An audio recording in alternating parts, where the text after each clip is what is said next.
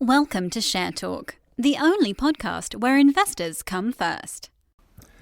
I said last week it wouldn't be long before 88 Energy started planning its next drill, and they confirmed that on Thursday in their latest operational update. It could be quite interesting once fully financed.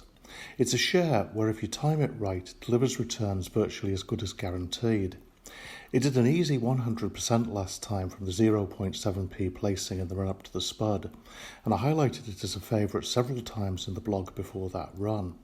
It's one I've also profited from many times before. Obviously, you never hold for the drill result. Overall, there's been a strong recovery for both the oil price and the markets this past week, with confidence returning and money flowing back into shares. It's all looking much better now than it was a few weeks ago. Some further news: UK Oil and Gas converted another £75,000 of the convertible loan note, this time at 0.1944p per share.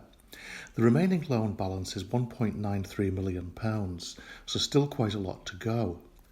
Balanced against that is some potential strong news flow regarding not just Horse Hill, but some of their other assets too. Where the price goes from here depends entirely on how much new buying comes in. Petrol Resources announced an update on their agreement with the Tamraz Group. Petrol still haven't received the money due and are cancelling the shares that were to be issued to Tamraz, whose remaining shares remain frozen since they still haven't bought back the shares they sold in breach of the lock-in agreement. Meanwhile, Petrol is progressing its existing projects, of which the most promotional would be their Iraq activities. I highlighted PET as a favourite several times last year around 1p, and it's now 3.75p, having been as high as 26.5p. Prospects Oil and Gas issued its 2019 final results. Timeframes may well have to be extended, since project operators are adjusting to the current environment and taking a cautious approach to discretionary expenditure. Meanwhile, PXOG burns £1 million a year in administrative expenses. It's difficult with companies like these for shareholders even to have a fighting chance of making money from them if they hold. People sometimes get angry when I make comments like this and say I'm negative. To be clear about this, all I'm negative about is losing money. I'm very positive about getting it right and succeeding. To do that, you need the right shares. And if all I do is just say nice things about them all as some other commentators do, then my comments and opinions would be worthless. Following on from my recent piece about cleaning up AIM, I think a further major problem is caused by investors' failure to read and or understand the disclosure information available. Some trade simply based on someone else's tweet, and to many their concept of research is to read some recent posts on the message boards. The more diligent might listen to the latest interview. Very few read the RNS announcements, and hardly any read the emission document. Yet these are the key documents mandated by the authorities to be published for investor information. There is often a reluctance by some investors to confront facts. They know a side of the story that they like, and they don't want to hear anything that contradicts their beliefs. This weakness contributes to huge losses. In reality, if something isn't what you think it is, you want to be out.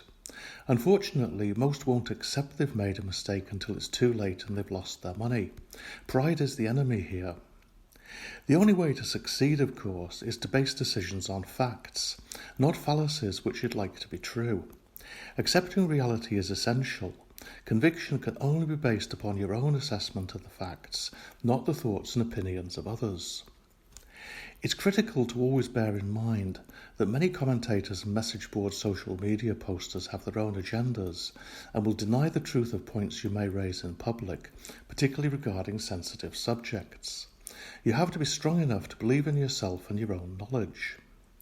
Remember, with many of these smaller companies, the other side, the directors and the promoters, are not playing on the same team as you. Investors are who they feed off. Your money is their living. Read the RNS announcements, the admission document, and ignore most of the rest of it.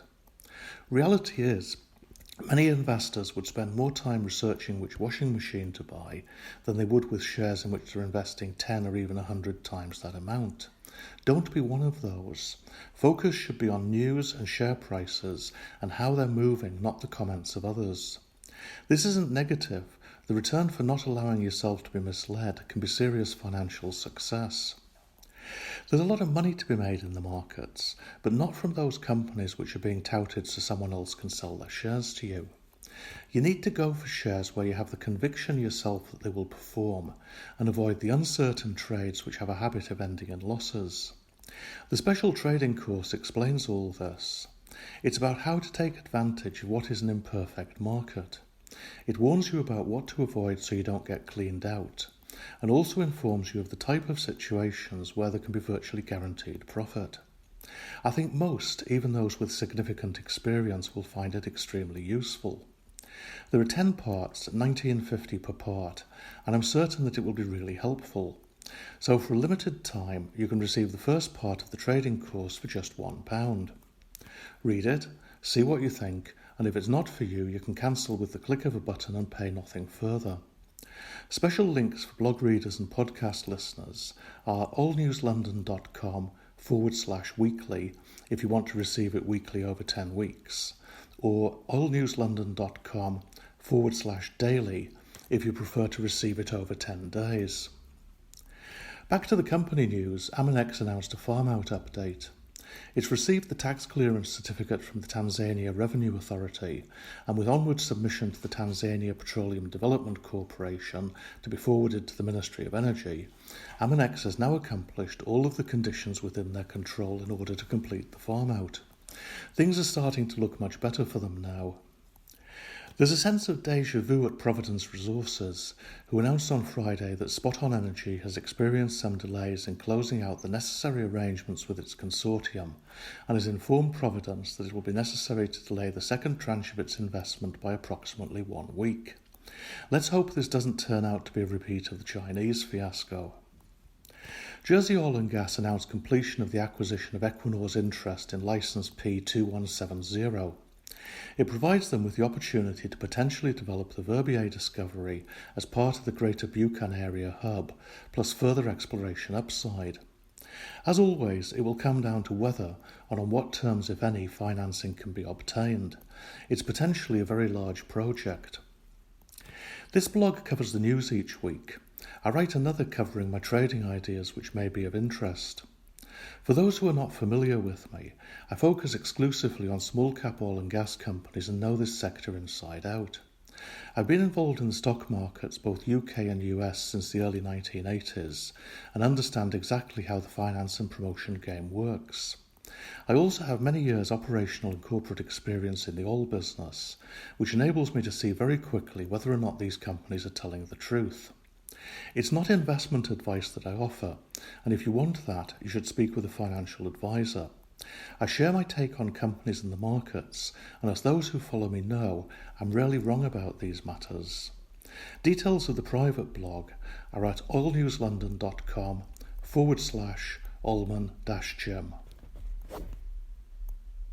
Thank you for listening. Remember to visit our website for more news and other podcasts at www.share-talk.com.